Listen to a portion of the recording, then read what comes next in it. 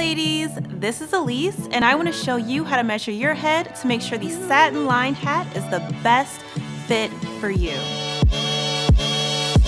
We want to ensure it isn't too big or too small. So for the first step, get a measuring tape. Find the widest part of your head, that's too high and that's too low. Take the front of the measuring tape and place it on your forehead. And take the rest around your head. Measure above the eyebrows and about a finger width above the ears, right where a hat should fit on your head. Mark it on the tape measure where it connects, take it off, and you're all set. These beanies are designed to be threaded and stretched to suit all sizes.